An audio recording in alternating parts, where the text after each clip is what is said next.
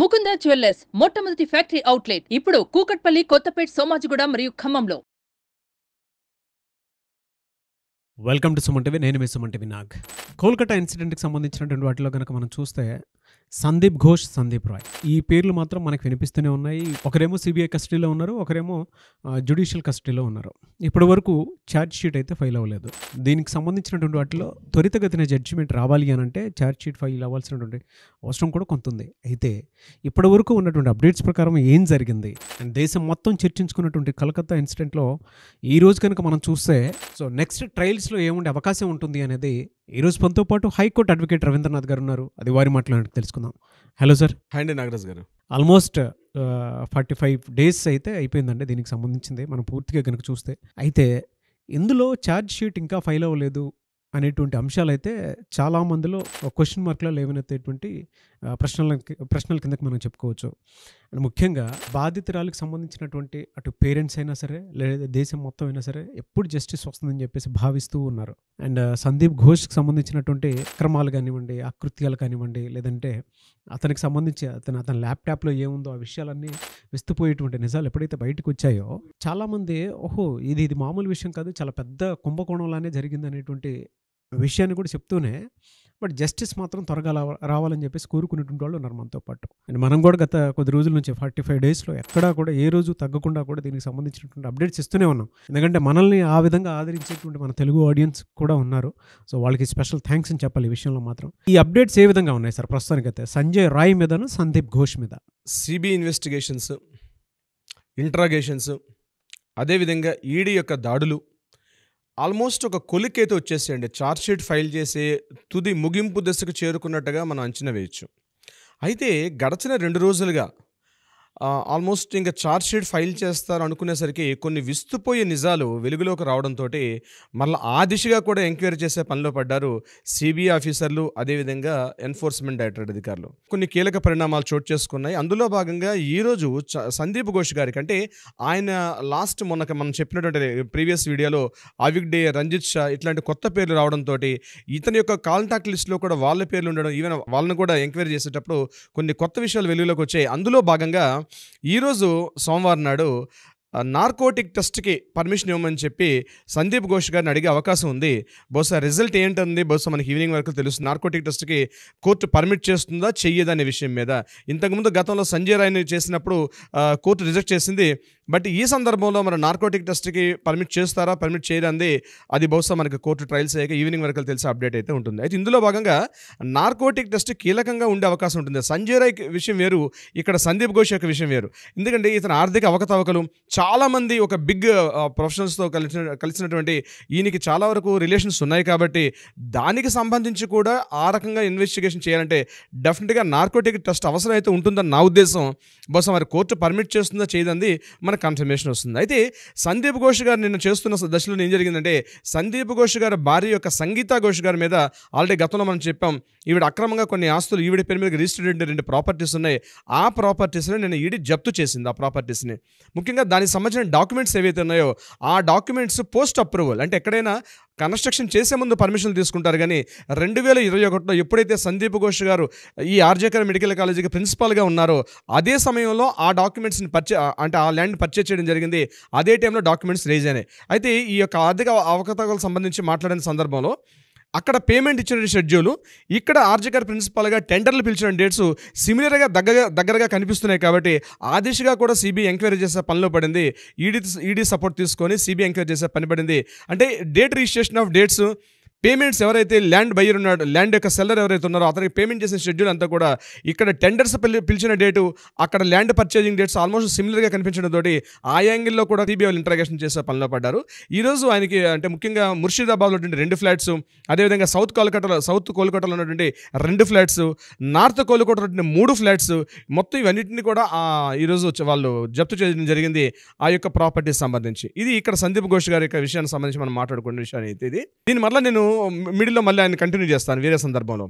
ఇక సంజయ్ రాయ్ విషయానికి వచ్చినట్లయితే సంజయ్ రాయ్ని మరలా పోలీసులు లాస్ట్ అండ్ ఫైనల్ ఒక పాలిగ్రాఫ్ టెస్ట్ చేశారు నిన్న సంజయ్ రాయ్ని.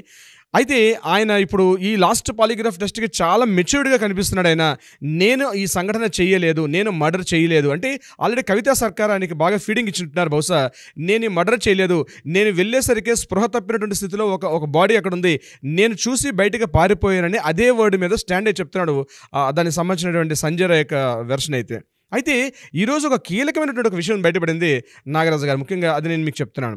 విషయం ఏంటంటే జస్టిస్ అభయ అన్న అమ్మాయి ఎవరైతే ఉన్నారో, ఎవరైతే మనకి బాధితురాలు విక్టిమ్ ఎవరైతే చెప్తున్నామో, చాలా రోజుల తర్వాత ఒక చిన్న కీలకమైనటువంటి ఇన్ఫర్మేషన్ ఈరోజు మనకి వెలుగులోకి వచ్చింది. ఏమిటంటే సో నార్త్ బెంగాల్ లాబీలో ఉన్నటువంటి కీలకమైన వ్యక్తులు ఎవరైతే ఉన్నారో రంజిత్ షా కానీ, అవిగ్డే కానీ, అదేవిధంగా బిరూపాక్ష బిశ్వాస్, వీళ్ళ ముగ్గురు కూడా డాక్టర్సే. అయితే వీళ్ళు ఇంటరాగేట్ చేసే సందర్భంలో కొన్ని కీలకమైన విషయాలు బయటపడ్డాయి. ఏంటంటే అది బహుశా దీని మీద అది బయటికి రివీల్ కాకుండా చేస్తున్నారు, కానీ కొంత ఇన్ఫర్మేషన్ బయటకు వచ్చింది. విక్టిమ్ అయినటువంటి అభయ ఎవరైతే బాధితురాలు ఉన్నారో, ఎవరి మీద అయితే రేప్ అండ్ మర్డర్ జరిగిందో ఆ యొక్క కీలకమైనటువంటి ఆ అమ్మాయి మీద, ఆ అమ్మాయికి సంబంధించినటువంటి కొన్ని కీలకమైన విషయం వెలుగులోకి వచ్చింది. ఈ నార్త్ బెంగాల్ లాబీకి సంబంధించినటువంటి విషయం మీద ఈ విషయం ముందే అభయకి తెలిసిందని, చనిపోయినటువంటి అమ్మాయి అభయకి విషయం తెలిసిందని, దీని మీద 3 నుంచి 4 రోజులుగా సందీప్ ఘోష్ గారి యొక్క ప్రిన్సిపాల్గా మనం ఫస్ట్ డేనే చెప్పాం, సందీప్ ఘోష్ గారి యొక్క క్యాబిన్కి తరచుగా వెళ్తూ వస్తూ మాట్లాడడం జరిగిందని. సో దీనికి సంబంధించిన ఇన్ఫర్మేషన్ ఏదో ఉంది అమ్మాయి దగ్గర. అందుకని ఈ విషయం ఎప్పుడైతే వెలుగులోకి వచ్చే అవకాశం ఉందనో నార్త్ బెంగాల్ లాబీ ఇందులో ఈమె యొక్క అత్యాచారం కానీ మర్డర్ విషయంలో నార్త్ బెంగాల్ లాబీ యొక్క కీలక పాత్ర ఉండే అవకాశం ఉందని ఒక చిన్న హింట్ అయితే బయటకు వచ్చింది.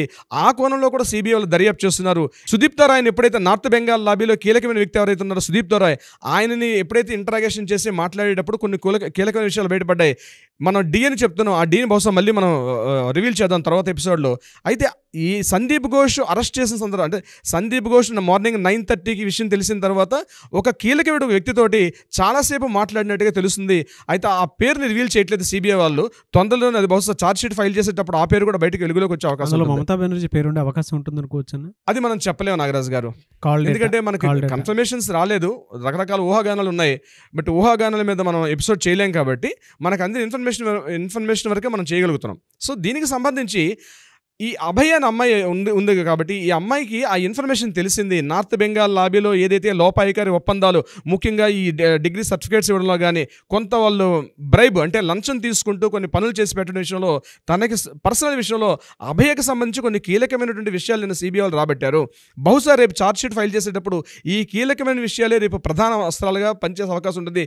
దీన్ని బేస్ చేసుకొని రేపు పనిచేస్తాయి. అయితే ఇక్కడ సంజయ్ రాయ్ సందీప్ ఘోష్ని చేసేటప్పుడు ఇప్పుడు సంజయ్ రాయ్ విషయంలో ఈయన యొక్క గోళ్ళలో చర్మం కానీ, ఈయన యొక్క తల వెంట్రుకలు కానీ, ఈయన చేతి గోళ్ళు కానీ వీటన్నిటి కూడా పరీక్షలు పంపించేటప్పుడు డిఎన్ఏ రిపోర్ట్ సపోర్ట్గా వస్తుంటే దీనికి ఈ విక్టిమ్ యొక్క బాధితురాల యొక్క శరీరం మీద ఉండడం, అదేవిధంగా బ్లూటూత్ కూడా అక్కడ దొరకడం, ఇవన్నీ కొంత సీసీటీవీ ఫుటేజ్లో సంజయ్ రాయ్ యొక్క పిక్చర్ కనిపించడం, ఇవన్నీ కూడా కొంత సపోర్ట్ చేస్తున్నప్పటికీ చాలా డిఫరెన్షియేట్గా ఉంది. ఇప్పుడు ఇవన్నీ కూడా ఒక కొలికి తీసుకొని రావాల్సి వస్తుంది సిబిఐ వాళ్ళు. అంటే జరిగిన సాక్ష్యాధారాలు అన్నీ కూడా ఎవిడెన్సెస్ ఇవన్నీ కూడా బలంగా తీసుకొని ఛార్జ్షీట్ ఫైల్ చేసే పనిలో ఉన్నారు.